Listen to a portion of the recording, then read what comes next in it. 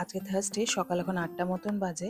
স্নান করে ঠাকুরের সব এই আসন কাভার সব চেঞ্জ করে নেব, কারণ আজকে একটু স্যারামের মন্দিরে যাব। কালকে আমার মেয়ের জন্মদিন, সময় পাবো না, বাজার হাট আসবে, বেসিন খুব নোংরা হয়ে যাবে।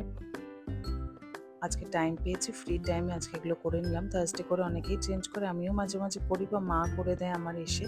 এই বেবি ব্রেথ ফুলগুলো এনেছি, বেশ ভালো লাগে ঘরে সাজালে। একটু সাইরামের মন্দিরে যাচ্ছি। লেক মার্কেটের কাছে একটা মন্দির আছে কলকাতায়, সেখানে আমি যাই বৃহস্পতিবার করে কোনো একটা টাইমে, রাত্রি হলেও চেষ্টা করি। আর মেয়েকে নিয়ে এসেছি, কালকে জন্মদিন, আজকে প্রণাম করে গেল ঠাকুরকে।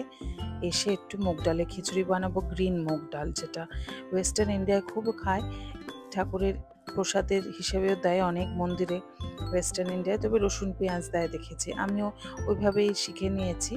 হোটেলেও অনেক হোটেলে পাওয়া যায় এরকম সবুজ মুগ ডাল ভাঙা, সেগুলোকে রসুন পেঁয়াজ আদা দিয়ে তড়কা দিয়ে ভালো করে নাড়াচাড়া করে, লঙ্কা আর একটু ধনে গুঁড়ো, হলুদ গুঁড়ো, অল্প ধনে পাতা লাস্টে দিয়ে একবারে প্রেসারে 3টে হুইসেল, একটু কুমড়ানি আর ওই বেগুনি, এই ধরনের জিনিস ভাজা হবে, ধনেপাতাও ভাজা হয়।